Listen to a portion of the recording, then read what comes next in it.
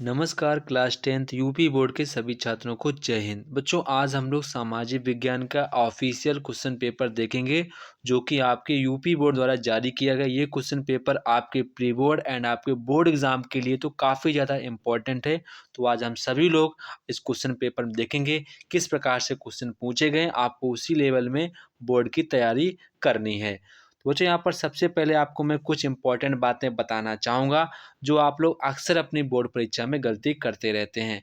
बच्चों, यहाँ पर आपको अब आपकी जो ओएमआर शीट पर परीक्षा होती है, तो आप सभी लोगों को अपने जो विकल्प हैं, आपको ओएमआर शीट पर भरने होते हैं। तो कई बार बच्चे ऐसा क्या करते हैं, अपनी ओएमआर शीट पर एक साथ सभी क्वेश्चन के आंसर फिल कर देते हैं। तो कई बार ऐसा होता है, जो उनके आंसर्स हैं, वो ऊपर-नीचे हो जाते हैं, फिर उसमें बच्चे व्हाइटन का प्रयोग कर देते हैं, जिनके आंसर आपके अमान्य माने जाएँगे। तो ये बातें आपको ध्यान रखनी, जब भी आपको यहाँ पर एमसीक्यू सॉल्व करें, तो जो भी आपका आंसर आता जाए, उसको आप उसी वक़्त अपनी ओएमआर शीट पर आपको भर लेना है, ठीक है? आपको ये गलतियाँ नहीं करनी कि आप एक साथ सभी आंसर फिल कर रहे हैं, फिर आपके आंसर्स गलत हो जाएँगे, आता हुआ प्रश्न आपका गलत हो जाएगा। तो ये बातें आपको ध्यान रखनी है। अपनी ओएमआर शीट पर जब आप नाम वगैरह भरें, तो सदैव आप काले पेन से ही भरिएगा। कई लोग ऐसे कहते हैं कि अगर आप नीले पेन से भर देंगे तो भी गलत नहीं है, काले पेन से भरेंगे तो भी गलत नहीं है। तो आप हमेशा बच्चों काले पेन से ही भरिएगा, मैं आपसे रिक्वेस्ट करता हूँ, ठीक है? तो बच्चों, यहाँ पर सबसे पहले आप लोगों से यहाँ पर बहुविकल्पीय प्रश्न पूछे गए हैं। तो बच्चों, आपका यूपी बोर्ड में टारगेट होना चाहिए, क्लास 10th के सभी छात्रों को टारगेट होना चाहिए कि हमारे 20 में से 20 एमसीक्यू पूरे सही होने चाहिए। अगर बच्चों आप लोगों ने 20 एमसीक्यू में से 20 एमसीक्यू पूरे सही कर लिए, तो बच्चों मैं गारंटी के साथ कह सकता हूँ, आप हर एक स्टूडेंट के यहाँ पर 90 प्लस नंबर 100% आएँगे। तो आपका ये टारगेट होना चाहिए, आपके एमसीक्यू पूरे सही हों। तो यहाँ पर आप देखेंगे कि आपके एग्ज़ाम में किस प्रकार से ऑफ़िशियल क्वेश्चन पेपर में आपसे यहाँ पर एमसीक्यू कैसे पूछे गए, आपको किस लेवल की तैयारी करनी है। तो बच्चों, यहाँ पर आपसे पहला ही क्वेश्चन पूछा गया है, 2 पृष्ठों से घिरा हुआ कोई पारदर्शी माध्यम जिसका एक या दोनों कोने, जो हमारे दोनों पृष्ठ हैं, वो गोलीय हों। कैसे हों? एक या फिर दोनों पृष्ठ कैसे हों? गोलीय। तो हमारा वो कौन-सा लेंस होगा, वो यहाँ पर आपसे पूछा गया है। तो बच्चों, यहाँ पर हमारा हो जाएगा गोलीय लेंस। कौन-सा हो जाएगा? गोलीय लेंस, ठीक है? इसके बाद क्वेश्चन नंबर 2 कह रहा है, दंत विशेषज्ञ मरीजों के दांतों का बड़ा प्रतिबिंब देखने के लिए किस मिरर का उपयोग करते हैं? तो वो बच्चों करते हैं अवतल दर्पण का, यानी कि अवतल मिरर का करते हैं। तो आप हमारा ऑप्शन नंबर ए वाला करेक्ट आंसर हो जाएगा। इसके बाद क्वेश्चन नंबर 3 यहाँ पर कह रहा है कि किसी उत्तल लेंस के सामने 2f तथा अनंत के बीच कोई वस्तु रखा गया है, तो उसका जो प्रतिबिंब है कहाँ पर बनेगा? तो बच्चों, उसका प्रतिबिंब कैसा बनेगा? उसका जो हमारा प्रतिबिंब है वास्तविक बनेगा, उल्टा बनेगा, वस्तु से छोटा बनेगा। तो यहाँ पर आपका ऑप्शन नंबर ए वाला करेक्ट आंसर हो जाएगा, ऑप्शन नंबर ए वाला, ठीक है? इसके बाद क्वेश्चन नंबर यहाँ पर 4 कह रहा है, मानव नेत्र आप हम लोग कह सकते हैं अभिनेत्र लेंस की फोकस दूरी को समायोजित करने करके विभिन्न दूरियों पर रखी वस्तुओं को फोकसित करना, ऐसा हो पाने का क्या रीज़न है? मतलब कि जो हमारी आँख होती है, जैसे कि हमारी आई है, कोई वस्तु पास होती है उसको हम लोग देख लेते हैं, जो वस्तु दूर होती है उसको भी हम लोग देख लेते हैं। तो ऐसी जो हमारी आई है, किस क्वालिटी के कारण ऐसी क्रिया कर लेती है? तो उस क्वालिटी को हम लोग बच्चों क्या कहते हैं? उस क्वालिटी को हम लोग कहते हैं समंजन क्षमता। क्या कहते हैं? समंजन क्षमता। तो यहाँ पर आपका ऑप्शन नंबर बी वाला करेक्ट आंसर हो जाएगा। इसके बाद क्वेश्चन नंबर 5 बच्चों, आपको यहाँ पर मैचिंग करनी है, तो काफ़ी आसान मैचिंग, कोई इतनी टफेस्ट मैचिंग नहीं है। यहाँ पर आपसे कह रहा है विद्युत विभवांतर का मात्रक क्या होगा? यहाँ पर आपको एसआई मात्रा का सही विकल्प आपको मैच करना है। तो बच्चों, यहाँ पर हमारा विद्युत मात्रक का जो हमारा विद्युत विभवांतर है, उसका हमारा मात्रक हो जाएगा वोल्ट। क्या हो जाएगा? वोल्ट। इसके बाद यहाँ पर आपसे कह रहा है विद्युत धारा, तो बच्चों यहाँ पर हमारा विद्युत धारा का हो जाएगा एम्पियर। क्या हो जाएगा? एम्पियर हो जाएगा। इसके बाद विद्युत शक्ति का हमारा हो जाएगा वाट हो जाएगा। प्रतिरोध का वहाँ पर हमारा ओम हो जाएगा। तो ये हमारी मैचिंग यहाँ पर कहाँ पर मैच हुई है? तो ये आप देखेंगे, जो हमारी ये मैचिंग है, ये आप देखेंगे फर्स्ट का यहाँ पर हमारा फोर्थ से मिला है, फर्स्ट का फोर्थ से मिला है, 2 का फर्स्ट से मिला है, 3 का यहाँ पर सेकेंड से मिला है, फोर्थ का यहाँ पर थर्ड से मिला है। तो यहाँ पर आपके ऑप्शन नंबर डी वाली मैचिंग होगी। कई बार बच्चे जल्दबाजी में इसको भी गलत कर देते हैं, ऑप्शन नंबर ए को कई बच्चे जल्दबाजी में लगा देंगे अगर ये क्वेश्चन ये बोर्ड में आ जाए तो। इसकी मैं 100% की गारंटी लेता हूँ। कई बार बच्चे पहला ही इसको टिक लगाएंगे जल्दबाजी में, पर आपको ऐसी जल्दबाजी बोर्ड परीक्षा में नहीं करनी है, ठीक है। इसके बाद क्वेश्चन नंबर यहाँ पर 6 कह रहा है कि दो चालकों के जो तार हैं उनके पदार्थ लंबाई व्यास समान है, ठीक है। किसी पदार्थ परिपथ में पहले श्रेणी क्रम में और फिर पार्श्व क्रम में संयोजित किए जाते हैं। तो यहाँ पर आपसे कह रहा है श्रेणी क्रम और पार्श्व क्रम संयोजन में उत्पन्न ऊष्माओं का अनुपात क्या होगा। इस क्वेश्चन को बच्चों आपको एज इट इज ऐसे ही याद कर लेना है। ये क्वेश्चन आपके बोर्ड एग्जाम में पूछा गया क्वेश्चन है। आप सभी लोग इसको अच्छे प्रकार से एकदम अच्छे प्रकार से इसको याद कर लेंगे, ठीक है। ये क्वेश्चन आपके एग्जाम में पूछा गया क्वेश्चन है, ठीक है। तो इसका हमारा आंसर है 1:4। कैसा है? 1:4। अगर आप लोग इसको चाहते हैं कैसे लगाया जाएगा तो आप लोग हमें इस नंबर पर पूछेंगे, हम आपको बता देंगे पूरा कि आपको इसको कैसे लगाना है, ठीक है। कैसे लगाना आपको हम पूरा समझा देंगे, ठीक है। इस नंबर पर आप पूछ सकते हैं, ठीक है। आप सभी लोग इस नंबर पर पूछ सकते हो। तो यहाँ पर आपका आंसर हो जाएगा 1:4, ठीक है। इसके बाद क्वेश्चन नंबर 7 यहाँ पर कह रहा है किसी विद्युत धारा वाली सीधी लंबी प्रणालिका के भीतर चुंबकीय क्षेत्र कैसा होगा, ये यहाँ पर आपको बताना है। तो बच्चों यहाँ पर जो हमारी लंबी धारावाही प्रणालिका होती है इसकी वजह जो चुंबकीय क्षेत्र होता है वो जो एक समान रूप से वितरित होता है। कैसा होता है? एक समान रूप से रहता है। तो यहाँ पर आपका ऑप्शन नंबर डी वाला करेक्ट आंसर हो जाएगा। इसके बाद क्वेश्चन नंबर 8 कह रहा है कि बेंजीन का कौन सा स्ट्रक्चर सूत्र है आपको बताना। तो वो जो आप देखेंगे ऑप्शन नंबर सी में जो आपकी बेंजीन बनी है ये आपकी बेंजीन होती है। तो यहाँ पर carbon carbon carbon carbon carbon carbon और यहाँ पर आपको दो दो हाइड्रोजन हाइड्रोजन हाइड्रोजन, यहाँ पर दो हाइड्रोजन, यहाँ पर भी दो हाइड्रोजन, यहाँ पर भी दो हाइड्रोजन, मतलब कि हर जगह दो दो हाइड्रोजन आपके होने चाहिए, ठीक है। अगर दो हाइड्रोजन नहीं है तो अगर आपके ये हाइड्रोजन दो दो नहीं है तो आप बेंजीन देखेंगे तो आप देखेंगे बेंजीन से हमारी संरचना होती है बेंजीन की, वहाँ पर आप देखेंगे तो यहाँ पर आपके सिंगल बॉन्ड एक एक छोड़कर लग जाता है, ठीक है। ये आपको पता होना चाहिए। ये बेंजीन की हमारी स्ट्रक्चर है, ठीक है। ये हमारी बेंजीन की स्ट्रक्चर है, ठीक है, ये वाली, ठीक है। तो यहाँ पर आपका ऑप्शन नंबर सी वाला करेक्ट आंसर हो जाएगा, ठीक है।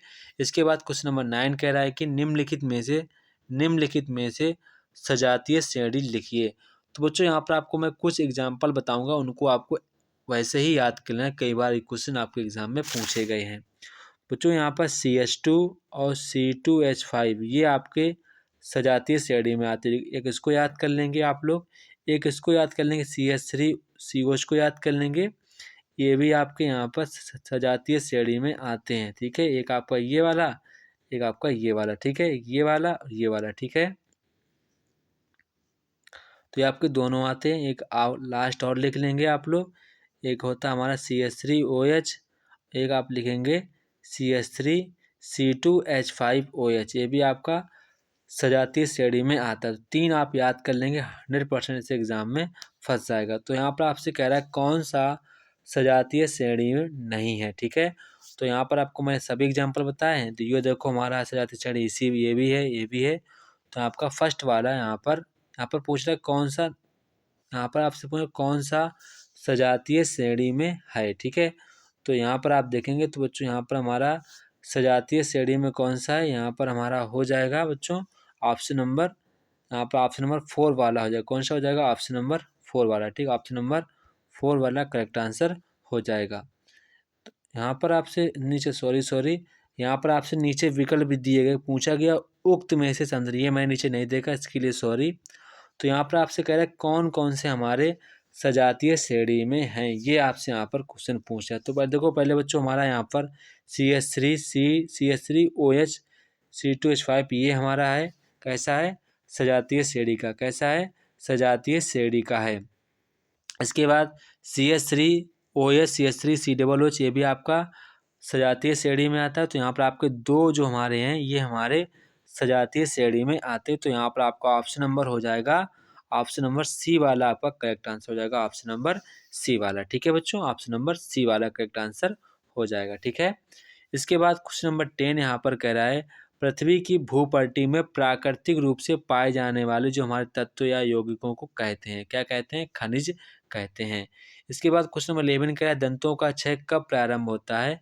तो बच्चों दंतों का क्षय कब प्रारंभ होगा, जब हमारे मुंह के अंदर अम्लीय अवस्था बनने लगेगी, मतलब कि जो हमारा पीएच वैल्यू है वो अम्लीय माध्यम की ओर बढ़ने लगेगा।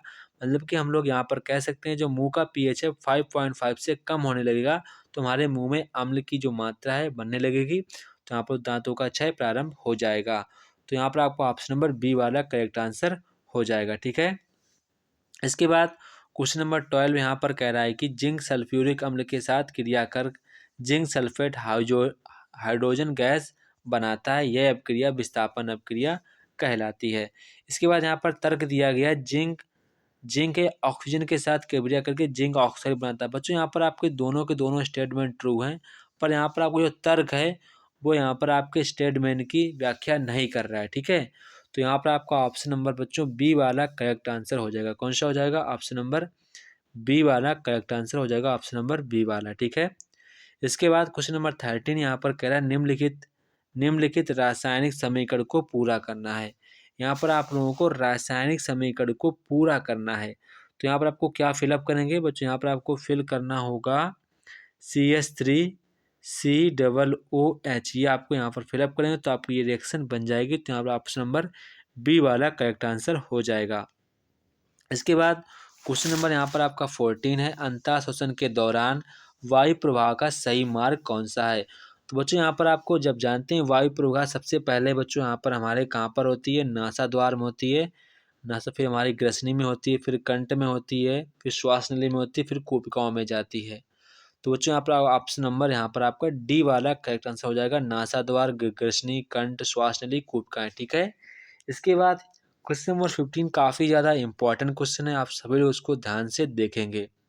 तो बच्चों यहाँ पर क्वेश्चन 15 कह रहा है कि यहाँ पर हमारा कथन दिया गया है पिता से प्राप्त क्रोमोसोम से बच्चों के लिंग का निर्धारण होता है। कारण दिया गया मानव पुरुष में एक्स और वाई गुणसूत्र होता है। तो यहाँ पर आपको बताना है आपके कौन से स्टेटमेंट सही होंगे, कौन से स्टेटमेंट इनकरेक्ट होंगे। ठीक है।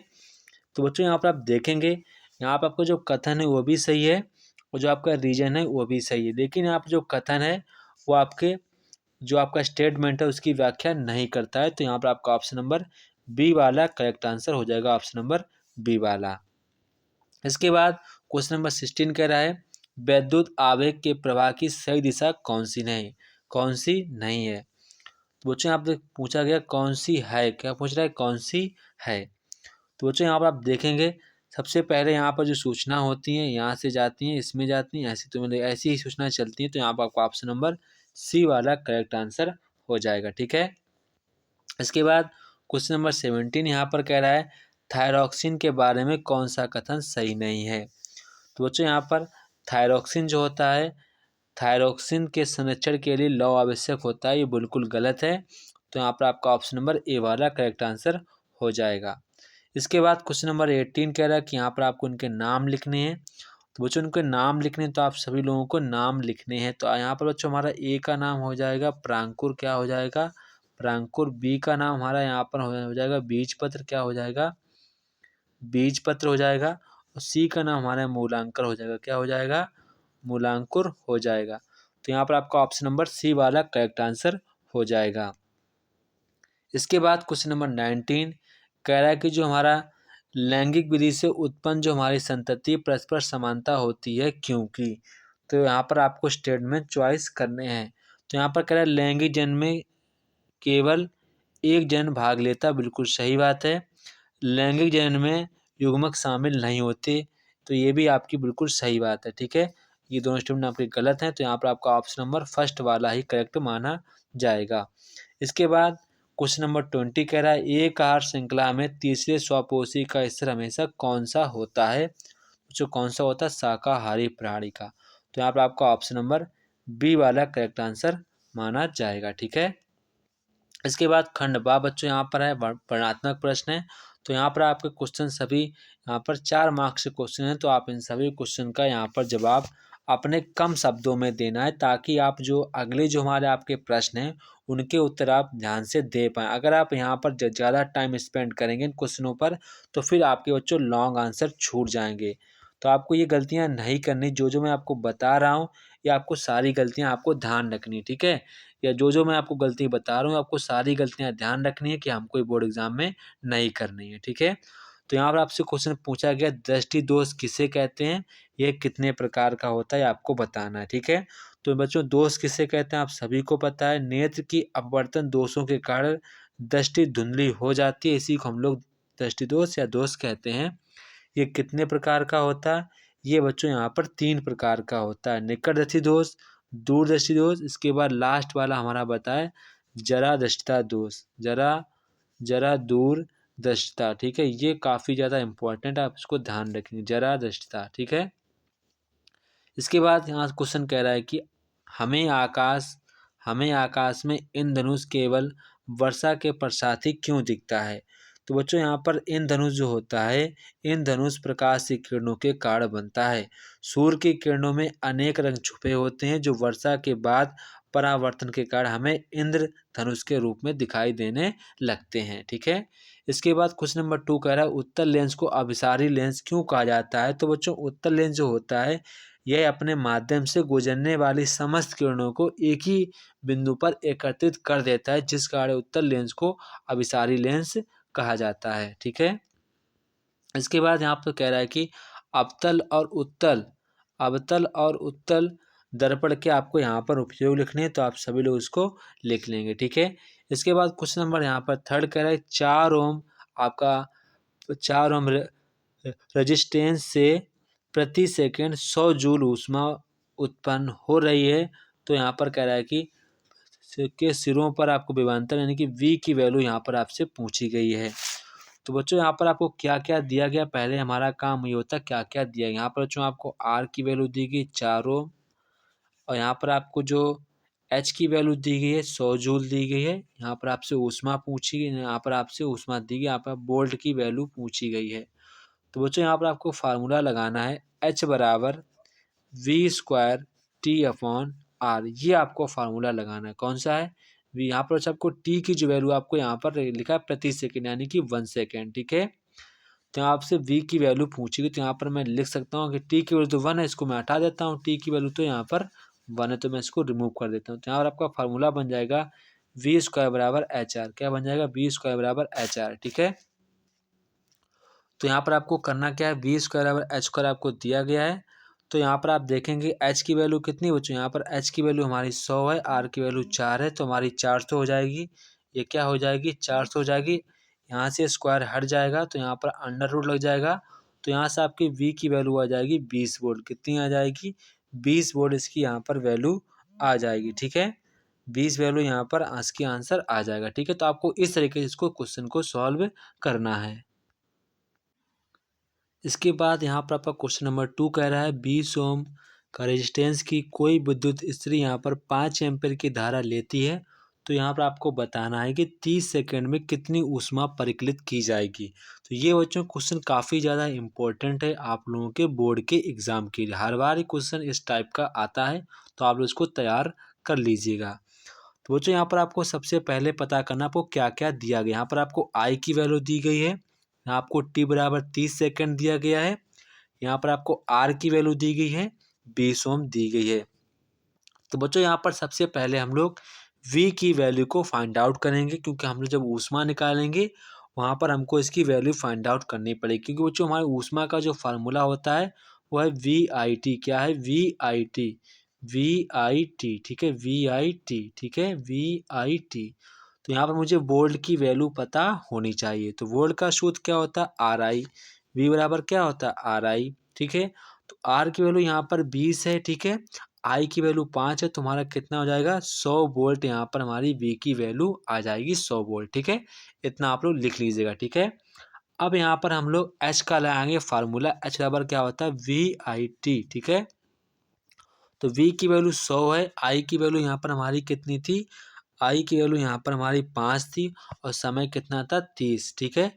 अब इसका मैं मल्टीप्लाई कर दूँ, आ जाएगा 15,000। कितना आ जाएगा?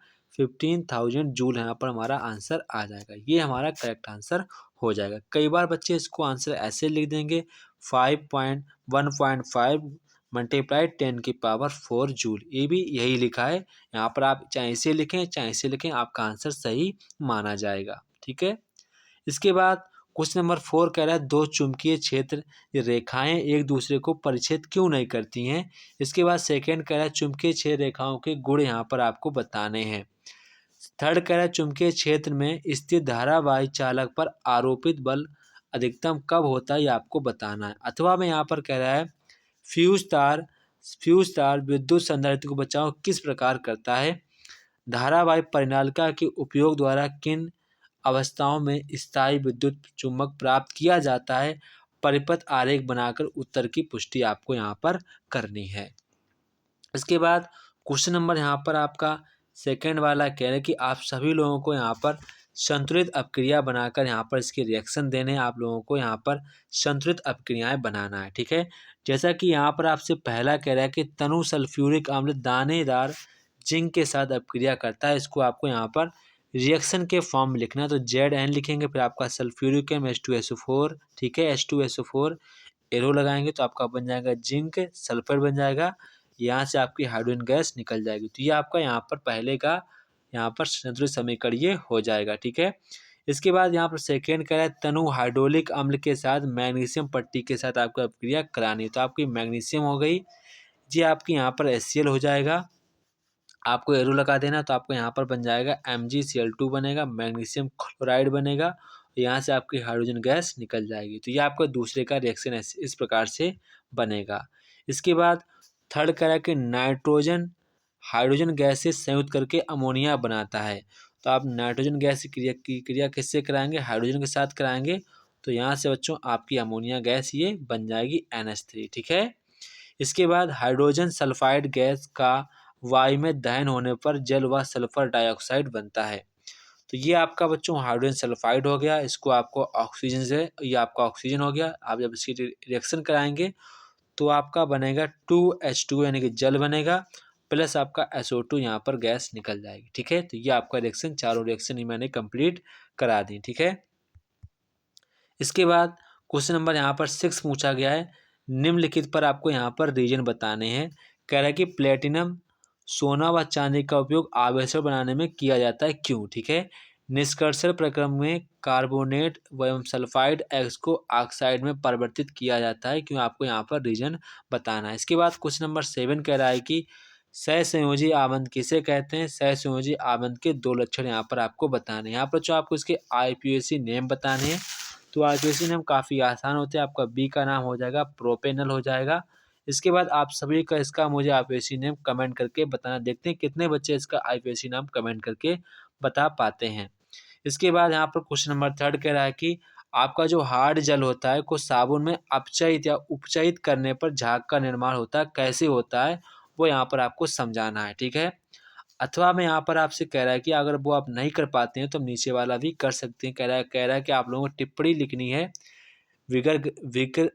विकृत गंधिका पर आपको टिप्पणी लिखनी है, रेडॉक्स अपक्रिया पर टिप्पणी लिखनी है, एस्टी कर आपको टिप्पणी लिखनी है, ये तीनों पर आपको टिप्पणी लिखनी है, ठीक है।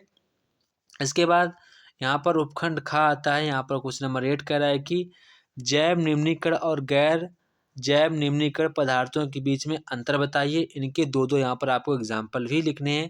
क्वेश्चन नंबर 9 कह रहा है निम्नलिखित चित्र में अंतःस्रावी ग्रंथियों के नामांकित करना, मतलब कि आप उनके नाम लिखने हैं। क्या लिखने हैं, नाम। तो ये क्वेश्चन आपके एग्जाम में अभी तक 2 बार आया है, तो आप इसको अच्छे प्रकार से इसको तैयार कर लेंगे, ठीक है। इसके बाद क्वेश्चन नंबर 10 है, आप इसको पढ़ेंगे, देन आप इसके आंसर सटीक सभी लोग दे लेंगे, मुझे पक्का पता है। लिंग निर्धारण वंशानुगत कैसे किया जाता है, मानव में बच्चे का लिंग निर्धारण कैसे होता है, आप इस पर अगर आपको पढ़ेंगे आपको सटीकता से आंसर इसका पता चल जाएगा, ठीक है। इसके बाद क्वेश्चन नंबर यहाँ पर हमारा है क्वेश्चन नंबर 11, मानव आहार नाल का आरेख बनाइए। Most important question for your board exam, ठीक है।